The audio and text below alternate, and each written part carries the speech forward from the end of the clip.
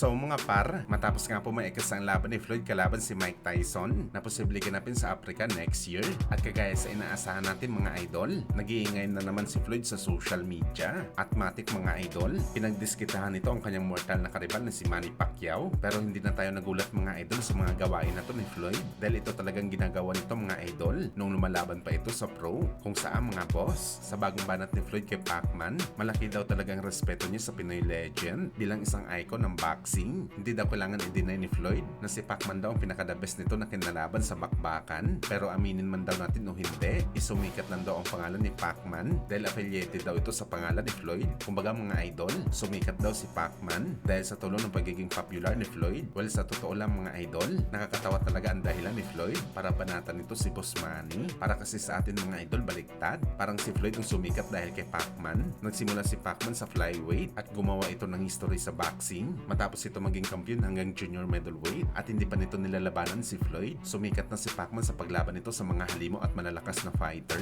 Habang si Floyd naman, nakikipaglaban sa mga fighter na kanyang pinipili. Na-earn ni Pacman ang kasikatan nito dahil sa nambugbog ito ng kalaban at nakatikim din ito ng bugbog sa bakbakan. Hindi ito sumikat dahil sa pangalan ni Floyd. Ipagpalagay natin mga idol, kung hindi naglaban si Pacman at Floyd, sa tingin nyo ba mga idol, magbabago ang tingin ng mga boxing fans at experts kay Manny Pacquiao na isang 8th division champion, 4 decade champion, 5 division lineal champion? Pero anong mangyayari mga idol kung hindi sana nilabanan ni Floyd si Boss Manny at wala ito sa kanyang resume na tinalo? Sa tingin nyo ba mga boss, makakasama ba si Floyd sa conversation bilang GOAT? Di masamak na mas matinding panlalait pa siguro mga idol ang aabuti ni Floyd sa mga boxing fans. Kung hindi nito nakalaban si Pacman, masasabi natin na mas lalong sumikat pa si Floyd na natalo nito ang isang tulad ni Boss Manny.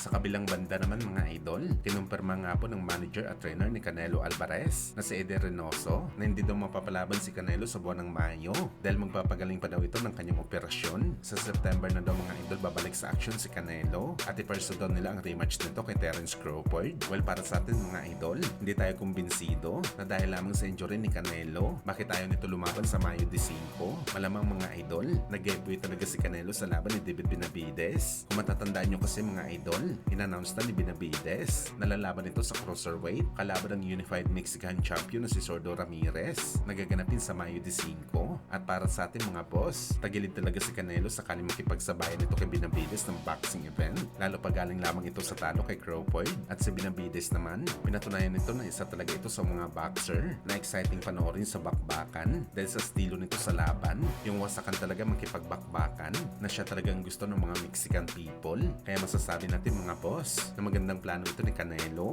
na ipaubayan na lang kay David Benavides ang selebrasyon ng Mayo 5.